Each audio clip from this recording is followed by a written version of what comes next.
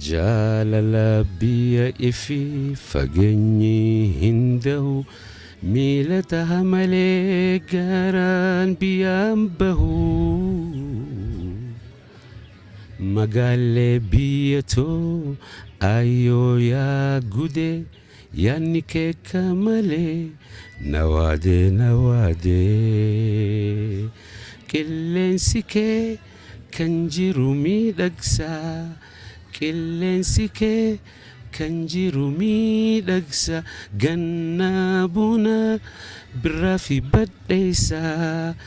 laalistuu magarsiituu hundaa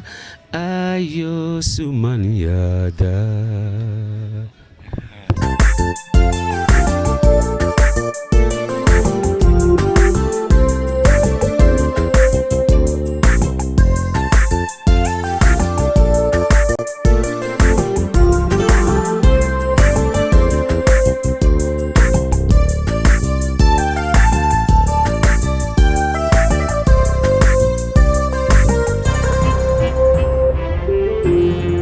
jaalala biyya ifi fageenyi hin dahu jaalala biyya ifi fageenyi hin dahu miilata malee garaan biyyaan bahu magaalee biyyaatu ayyoo yaa gude yaanni keeka malee nawaade qilleensi kee kan jiru miidhagsaa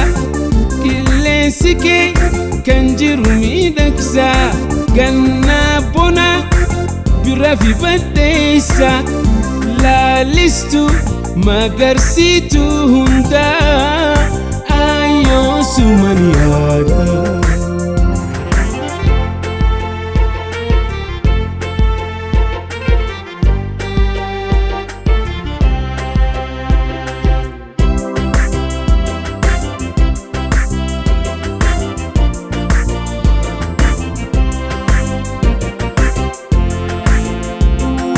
jaalala biyya ifi fageenyi hin dahu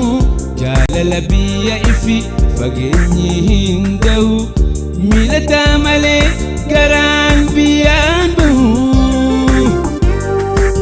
magaalee biyyatu ayyoo yaa gude yaanni keeka malee nawaade firoottaa fi hiriyaa ganamaa ana koomalayya ilma namaa laggeen bineeyyi fi beellada mukaachitaallee ni yaada kanumaafin ani yaada.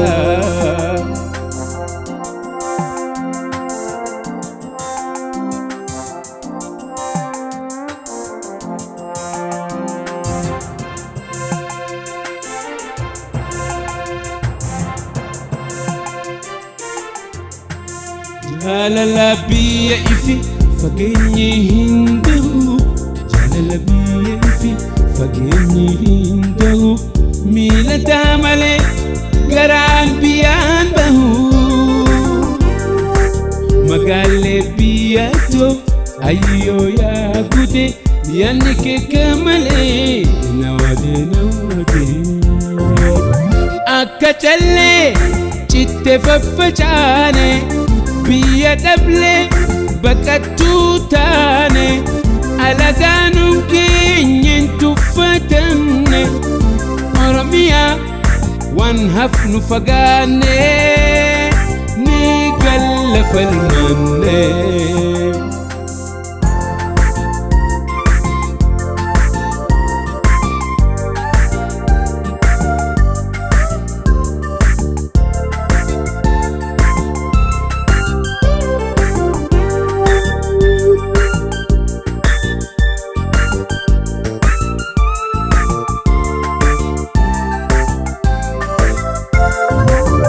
qilleensi kee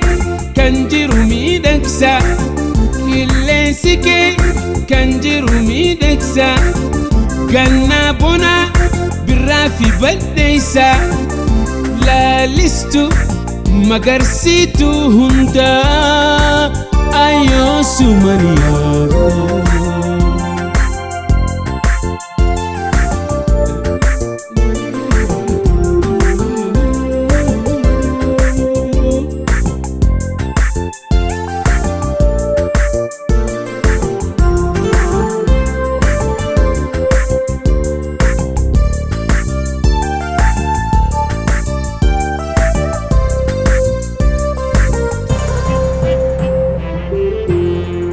jaalala biyya ifi fageenyi hin dahu jaalala biyya ifi fageenyi hin dahu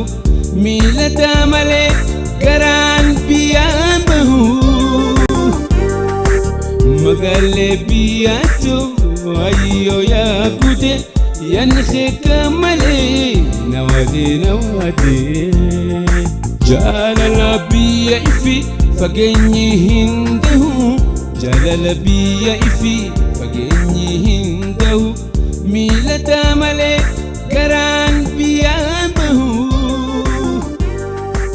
magaalee biyyaatu ayyo yaa gute yankheka